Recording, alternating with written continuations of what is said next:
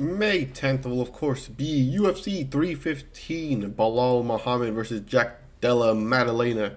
Now, of course, many people believe that this card is not the best. Now, of course, you do have this technically is a two title fight card, as it is Bilal Muhammad defending his belt and Valentina Shevchenko defending her belt. Now, of course, due to me just straight up not really being that into the other fights, we'll just be talking about the main event. Now, of course, a lot of things have been said. Bilal Muhammad said that he is willing to not engage in the grappling with Maddalena and only fight him through punching. Now, of course, where have you heard this before? Yeah, it was Prohaska and Hill and basically anyone who fought Pereira at that one stretch of time, and then they all got knocked out. So I'm not saying the same thing that happened to Bilal Muhammad, but you won the belt by wrestling. So I don't know why you're just going to try to, ignore that part of his fighting thing. I get it's to try to sell the fight, but it just gets people more annoyed than anything. Like, this dude's an idiot. But besides that, the challenger, Jack Della Maddalena, is 17-2, 12 wins by way of knockout, 2 submission wins, and 3 decisions. Obviously, has not been the distance at all. Hasn't been the distance a lot. Now, of course, his 2 losses are, of course, unfortunately for him, also have not gone a distance. One by KO and one by decision. Now, of course, technically, he is undefeated in the UFC. And his 2 losses are literally back-to-back in his debut and second fight in MMA. So, obviously, he has, let's just say, learned how to not get knocked out anymore, I guess. But besides that, he is coming off of the knockout victory against Gilbert Burns, where he stopped him in the 3rd round, where it looked like Burns was going to win decision, but of course Maddalena found his opening, kneed him, and TKO'd him. Now, of course, he is technically about a year and a little bit layoff. He's out. He's been out for about a year and a little bit more, right? So obviously not good especially for a title fight. But he is facing Bilal Muhammad, remember the name. 24-3, 5 wins by way of knockout, 1 submission, and 18 decisions. So obviously vastly different compared to Maddalena. 3 losses, 1 by KO and 2 by decision. And of course 1 no contest courtesy of Leon Edwards. Now, of course, he is coming off of his streak of wins.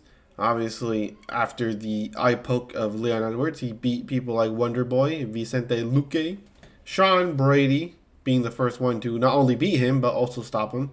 Gilbert Burns, unanimous decision win, obviously a little different, which we'll talk about. And of course, Leon Edwards for the belt. Now, of course, vastly different fighters as Jack Della Maddalena, of course, is a kind of knockout artist. Obviously, he has 12 out of his 17 wins come by way of knockout, and and 2 out of the 5 that aren't knockout are submissions. So obviously, he has finishing ability, whether he stops you on the feet or he finds a way to submit you. Now, of course, one thing that has to be said is, of course, just because you have power and the other person, aka Muhammad, does it, that doesn't guarantee victory. Now, of course, Muhammad obviously is known to go decisions, right? That was the whole joke, especially before he even became champion. Oh, Bilal Muhammad sucks. He would be the first guy to win decision in a street fight. Yada, yada, yada. Obviously, a lot of disrespectful things to Bilal Muhammad. Now, of course, were they warranted? No.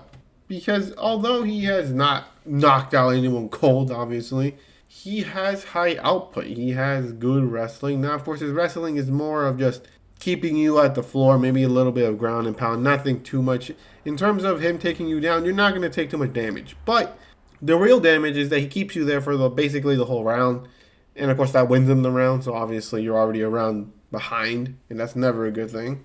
But besides that, Muhammad has some good striking. Let's not lie and say he doesn't have good striking. Now, of course, he says he has the hands of Canelo. Everyone would like to beg to differ. But what he does have is he does have nice hands. He has some decent combination, obviously, being more of a wrestler. He has some nice pop in it, too. He didn't hurt Leon Edwards, but he did make him kind of respect it a little bit. Because one of the bad things is, although Bilal Muhammad is a very good offensive wrestler, it seems he's kind of not the best at being a defensive wrestler, to be honest. Because the second Leon Edwards reversed the position and took Muhammad down, Muhammad couldn't do anything about it. He couldn't. And then the last minute of the fight against Edwards, Edwards was beating his ass. Like, not even like, oh, he's just something. No, he was beating him up. He made him bleed. You know, people thought that Edwards was gonna do it again and stop him in the last minute. Of course, it didn't happen, but still, you know, I'm not saying Maddalena is gonna be out there and just try to ground and pound Muhammad to a win. Most likely not gonna happen, but you know, he has chances. But besides that, obviously Maddalena has some good striking. Obviously, those 12 knockouts didn't come from nothing, right? He's got some skill in the striking department. Obviously, not Floyd Mayweather type of hands, but he's better than your average UFC fighter. Let's just say it like that. Which is, of course, not a lot to be proud of because most of these UFC fighters kind of just flail their arms most of the time. I mean, it's entertaining, obviously, but you know, you throw a three-piece combo and they call you the next Mayweather. But besides that, Maddalena not only is a good overall striker, he also is a pretty good defensive grappler, which of course means that he can get up after you take him down, obviously prevent you from submitting him, which of course does not apply here because Muhammad doesn't even attempt to submit you. He just kind of just holds you and then you know, just taps on you, right? But what I'm trying to say is this is a close fight for the sole fact that Muhammad is 36, and of course he obviously didn't look like that when he fought Edwards. But at the end of the day, 36 is 36, you know. And Maddalena has the better striking out of the two.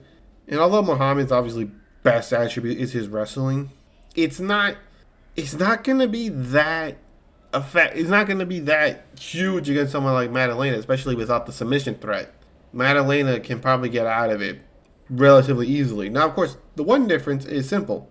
It's just gonna be the work rate of Muhammad. It just depends on if Maddalena hurts him first. Because if he doesn't, he's just gonna get outworked throughout the fight and then lose a decision. But with dynamites in his hands, obviously Maddalena can find the knockout punch. Could happen. But unfortunately, I'm going to pick the thing that's a little bit more likely. That's the fact that Muhammad is going to outwork Maddalena. Yeah, Maddalena may be the better striker, but it's not by much. And it's nothing that Muhammad's output can't like nullify. Like, oh, he's much better, but you know, work rate also is very important. And of course, although, like I said, Maddalena has some very good defensive, you know, ground game. Muhammad's just, like I said, just going to outwork him. Oh, he takes him down. Oh, you got up. Congratulations. You're going to get taken down again. Now, of course, it's not Marab type of work rate, but it's definitely high work rate. And definitely higher than what Maddalena is used to. So enough of dilly-dallying. Who do I have winning? Give me Belal Muhammad retaining his belt against Jack Della Maddalena by 3-2 decision. I think it's going to be a very nice, very cool, entertaining back and forth action, but I do believe that Muhammad's work rate will win him some close rounds and overall lets him keep his belt. But besides that, who do you guys have winning in this fight? To me, it's a very close fight. And if you choose Maddalena as the victor in this fight, I would not blame you. But I'd like to hear it down in the comments below. I love to hear it. But besides that, I hope you enjoyed this video and I'll catch you in the next one.